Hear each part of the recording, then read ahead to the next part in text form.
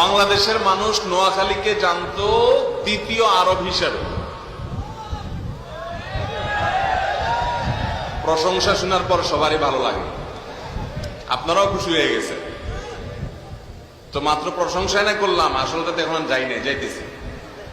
আমরা ছোটবেলায় দেখেছি যে এই বৃহত্তর নোয়াখালী আশপাশের জেলাগুলোতে রমজান মাসে দিনের বেলায় প্রাপ্তবয়স্ক কোন মানুষ রোজা না রেখে পানাহার করবে প্রকাশ্যে বা অপ্রকাশ্যে, এটা মানুষ কল্পনাও করতে কেউ জোর করতো না।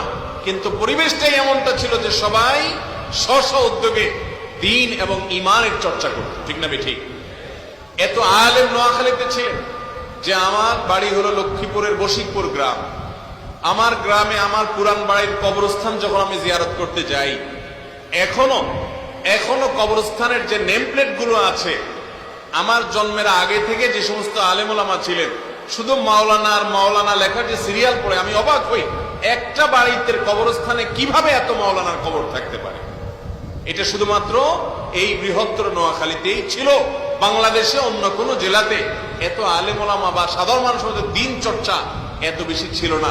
আলহামদুলিল্লাহ অনেক এলাকা অগ্রসর আছে, বাট নোয়াখালীর এই বৈশিষ্ট্যটা ছিল। আমি গত 2, 4, 5, 7 বছর থেকে লক্ষ্য করছি যে আমাদের এই বৃহত্তর নোয়াখালী এলাকাতে গ্রামে শহরে সব জায়গায় আমার তরুণ ভাইয়েরা, যুবক ভাইয়েরা, তারা আলহামদুলিল্লাহ দ্বীনের পথে অগ্রসর হচ্ছেন, কোরআনকে বুকে টেনে নিচ্ছেন, সুন্নতে রাসূল সাল্লাল্লাহু আলাইহি সাল্লামকে আঁকড়ে ধরছেন এবং সুন্নাহকে জিন্দা করার জন্য তারা চেষ্টা করছেন। আলহামদুলিল্লাহ বাংলাদেশে এইরকম যুবকের সংখ্যা যত বাড়বে, বাংলাদেশে মাদকের থাবা তত কমবে। এইরকম যুবকের সংখ্যা যত বাড়বে, যৌতুকের থাবা তত কমবে। এই দেশে সন্ত্রাসের পরিমাণ তত ইনশাআল্লাহ।